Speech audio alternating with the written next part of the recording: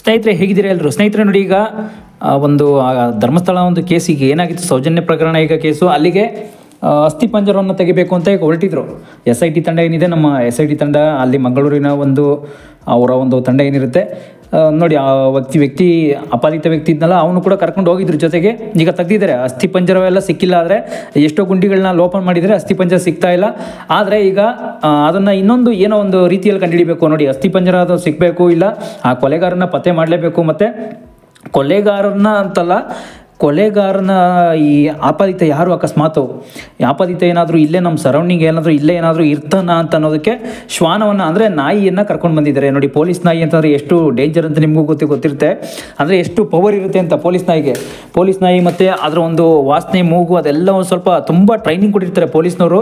ಅದು SIT ತಂಡ ಮಾತ್ರ ಅಂತಲ್ಲ, ಒಂದು ಪೊಲೀಸ್ ಅಂತಕ್ಕಂಥ ಒಂದು ತಂಡ ಏನಿರುತ್ತೆ, ಅವರ ಒಂದು ತಂಡದಲ್ಲಿ ಅವರು ಕೆಲವು ನಾಯಿಗಳನ್ನ ಸಾಕಿರ್ತಾರೆ. ಅದು ಕೂಡ ನಮ್ಮ ದೇಶದಂಥ ಬೀದಿ ನಾಯಿಗಳಂತೂ ಅಲ್ಲ, ಅವು ಬೇರೆ ಫಾರಿನ್ ತಳಿ ನಾಯಿಗಳು. ಅವು ತುಂಬ ಬುದ್ಧಿವಂತ ಪ್ರಾಣಿಯಾಗಿರ್ತವೆ. ನಾಯಿ ಅಂತ ಬಂದಾಗ ತುಂಬ ಇಂಟೆಲಿಜೆಂಟು, ಮತ್ತು ಎಲ್ಲೇ ಯಾರೇ ಏನೇ ಇಕ್ಕಿದ್ರು, ಏನೋ ಒಂದು ಕಳ್ತನ ಮಾಡಿದ್ರು ಅಷ್ಟೇ, ಇಂಥದ್ದು ಕಂಡುಹಿಡಿ ಬಿಡ್ತಕ್ಕಂಥ ಒಂದು ನಾಯಿಗಳನ್ನ ಕೂಡ ಅವರು ಪೊಲೀಸರು ಕೂಡ ಸಾಕಿರ್ತಾರೆ. ಮತ್ತು ಅಷ್ಟೇ ಟ್ರೈನಿಂಗ್ ಕೂಡ ಕೊಟ್ಟಿರ್ತಾರೆ.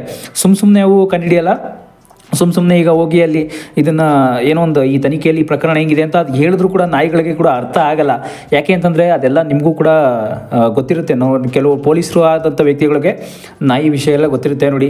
ನಾಯಿಗಳು ಅಂತ ಬಂದರೆ ಶ್ವಾನಗಳು ನಮ್ಮಂಥ ಬೀದಿ ನಾಯಿಗಳ ಥರ ಅಲ್ಲ, ಅವು ತುಂಬ ಇಂಟೆಲಿಜೆಂಟಾಗಿ ತುಂಬ ಟ್ರೈನಿಂಗ್ ಕೊಟ್ಟಿರ್ತಾರೆ. ಅವಕ್ಕೆ ತುಂಬ ಹೆಚ್ಚು ಶ್ರಮ ವಹಿಸಿರ್ತಾರೆ.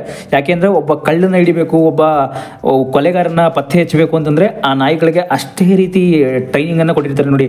ಒಂದು ಕಾಲು ವಾಸನೆಯನ್ನು ಕಂಡುಹಿಡಿತದು ಒಂದು ಈಗ ನೋಡಿ, ನಾಯಿ ಅಂತ ಬಂದಾಗ ನಾಯಿಯಲ್ಲೇ ಒಂದು ಕಾಲು ವಾಸನೆ ಏನಿರುತ್ತೆ ಅದರಲ್ಲೇ ಕಂಡುಹಿಡಿದಾಗ್ಬಿಡುತ್ತೆ. ಅದು ವಾಸನೆಯಲ್ಲೇ ಈಗ ನಾವು ಎಲ್ಲಿಂದ ನಡ್ಕೊಂಡು ಹೋಗಿದ್ದೀವಿ, ಎಲ್ಲಿಂದ ಎಲ್ಲಿವರೆಗೆ ಹೋಗಿದ್ದೀವಿ, ಅದನ್ನು ಅದು ಕಂಡುಹಿಡ್ಕೊಂಡು ಎಷ್ಟು ಕಿಲೋಮೀಟ್ರ್ ಬೇಕಾದರೂ ಹೋಗ್ಬಿಡುತ್ತೆ.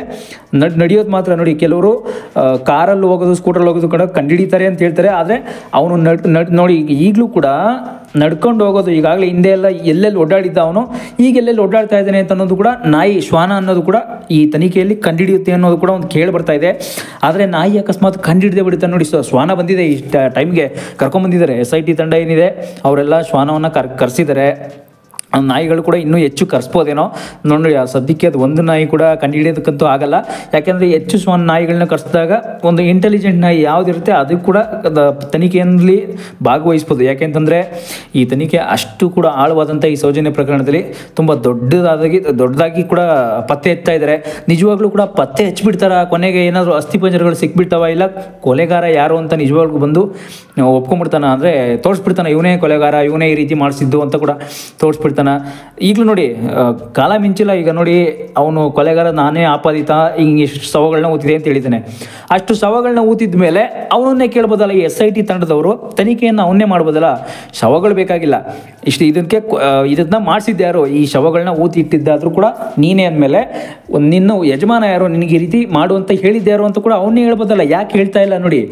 ನಮ್ಮ SIT ತಂಡದವರು ಎಷ್ಟು ಇಂಟೆಲಿಜೆಂಟಾಗಿ ವರ್ಕ್ ಮಾಡ್ತಾ ಇದ್ದಾರೆ ಅಂತಂದರೆ ಅದು ಜನಗಳಿಗೂ ಕೂಡ ಅರ್ಥ ಆಗಲ್ಲ, ಯಾವುದೇ ಮಾಧ್ಯಮದವ್ರಿಗೂ ಅರ್ಥ ಆಗಲ್ಲ, ಯಾರಿಗೂ ಅರ್ಥ ಆಗಲ್ಲ. ಆ ರೀತಿ ಕಾರ್ಯಾಚರಣೆಯನ್ನು ನಡೆಸ್ತಾರೆ ನೋಡಿ. SIT ತಂಡ ಅಂತ ಬಂದರೆ ನಾವು ಸುಮ್ಮನೆ ಅವ್ರ ಮೇಲೆ ಏನೇನೋ ಆಪಾದನೆ ಮಾಡೋದಕ್ಕಾಗಲ್ಲ. ಅವ್ರು ಈ ಥರ ಮಾಡಿದ್ರೆ ಹೆಂಗೆ ವಿಚಾರಣೆ, ಆ ಥರ ಮಾಡಿದ್ರೆ ನೋಡಿ, ಅವ್ರದ್ದೇ ಒಂದು ತಂಡದ ರೀತಿಯಲ್ಲಿ, ಅವ್ರದ್ದೇ ಒಂದು ಟ್ರೈನಿಂಗ್ ತರಬೇತಿಯ ರೀತಿಯಲ್ಲಿ ಮಾಡ್ತಾರೆ ಅವರು. ಅದನ್ನು ಯಾರಿಗೂ ಕೂಡ ಹೇಳ್ಕೊಳ್ಳಲ್ಲ ನೋಡಿ. ಜನಗಳಿಗೂ ಕೂಡ ಯಾವ ಥರ ಮಾಡ್ತಾರೆ ಅವರು ಅನ್ನೋದು ಕೂಡ ಯಾರಿಗೂ ಗೊತ್ತೇ ಇರಲ್ಲ. ಆ ರೀತಿ ಮಾಡ್ತಾರೆ ತನಿಖೆಯನ್ನು. ಮತ್ತು ಕೊಲೆಗಾರನ ಕೈಲಿ ಬಾಯಿ ಬಿಡಿಸ್ತೇ ಹೋಗಲ್ಲ ಅವರು ನೋಡಿ. ನೀವು ನೋಡಿರ್ಬೋದು, ಕೆಲವು ಎಷ್ಟೋ ಕೊಲೆಗಾರನ ಕೈಲಿ ಅವ್ರು ಯಾರೇ ಆಗಿರಲಿ, ಅವನು ಇಂಥ ಕೊಲೆ ಮಾಡಿದ್ದೀನಿ, ಇಷ್ಟು ಹೆಣಗಳನ್ನ ಓದಿದ್ದೀನಿ, ಇಂಥ ಮನೇಲಿ ಕಳ್ತನ ಮಾಡಿದ್ದೀನಿ ಅಂತ ಕೂಡ ಅವರು ಕೊನೆವರೆಗೆ ಯಾವ ರೀತಿ ಬಾಯಿ ಬಿಡಿಸ್ತಾರೆ ಅಂತಂದರೆ, ಈಗ ನೋಡಿ, ಒಬ್ಬನ್ನ ಕೂತ್ಕೊಂಡು ನಾವು ಎನ್ಕ್ವೈರಿ ಮಾಡ್ತೀವಲ್ಲ ಪೊಲೀಸರು ಇರ್ತಾರ, ಆ ಥರ ಎನ್ಕ್ವೈರಿ ಮಾಡುವಂಥ ಒಂದು SIT ತನಿಖೆ ಅದಲ್ಲ. ಯಾಕೆ ಅಂತಂದರೆ ಒಂದು SIT ಬಗ್ಗೆ ನಾವು ಚರ್ಚೆ ಮಾಡಬೇಕಾತಂದರೆ ಅದು ನಾವು ಇನ್ವೆಸ್ಟಿಗೇಷನ್ ಮಾಡ್ತೀವಿ ಅಂತಂದರೆ, ಒಬ್ಬ SIT ಅವರು ಇವರ ಒಬ್ಬ ಕೊಲೆಗಾರನಾಗಲಿ, ಇನ್ನೊಬ್ಬನಾಗಲಿ, ಒಬ್ಬ ಆರೋಪಿನಾಗಲಿ ಈ ಥರ ಇನ್ವೆಸ್ಟಿಗೇಷನ್ ಮಾಡ್ತಾಯಿದ್ದೀವಿ ಅಂದರೆ ಸ್ವಲ್ಪ ಅಂತಲ್ಲ ತುಂಬಾ ಬುದ್ಧಿ ಹೋಗಿಸ್ಬೇಕಾಗುತ್ತೆ. ಯಾಕೆಂದರೆ ಕಳ್ಳ ಇವ್ರಿಗಿಂತ ಬುದ್ಧಿವಂತ ಇರ್ತಾನೆ. ಯಾಕೆ ಅಂತಂದರೆ ಕಳ್ಳ ಆದವನು ಇವ್ನು ನೋಡಿ, ಕನ್ಫ್ಯೂಷನ್ ಆಗಬೇಡಿ, ಕಳ್ಳ ಆದವನು ಇವನಿಗಿಂತ ಜಾಸ್ತಿ ಬುದ್ಧಿವಂತ ಇದ್ದರೆ ಏನು ಮಾಡೋಕ್ಕಾಗಿಲ್ಲ. ಈಗ ನೋಡಿ ಅಸ್ಥಿಪಂಜರ ಕಂಡುಹಿಡಿಯೋಕ್ಕಂತೂ ಆಗಿಲ್ಲ.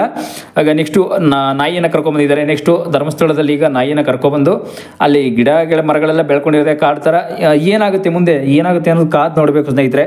ನೆಕ್ಸ್ಟು ಶ್ವಾನ ನಾಯಿ ಏನು ಕಂಡುಹಿಡಿದು ಬಿಡುತ್ತಾ ಅದು ಅಕಸ್ಮಾತ್ ಈಗ ಧರ್ಮಸ್ಥಳದಲ್ಲಿ ನಡೀತಾ ಇರತಕ್ಕಂಥ ಈ ಅಪಪ್ರಚಾರ ಇದೆಲ್ಲ ಏನಿದೆ ಬಂಡವಾಳ ಬಯಲಾಗುತ್ತೆ ಅನ್ನೋದು ನೆಕ್ಸ್ಟ್ ವಿಡಿಯೋದಲ್ಲಿ ಗೊತ್ತಾಗುತ್ತೆ. ಅಕಸ್ಮಾತ್ ನೋಡಿ ವೀರೇಂದ್ರ ಹೆಗ್ಗಡೆ ಅವ್ರನ್ನು ಕೂಡ ಎಷ್ಟೆಷ್ಟು ಏನೇನೋ ಅಂತ ತುಂಬ ವಾದಗಳು ನಡೆದಿವೆ. ನೆಕ್ಸ್ಟ್ ವಿಡಿಯೋದಲ್ಲಿ ಗೊತ್ತಾಗುತ್ತೆ.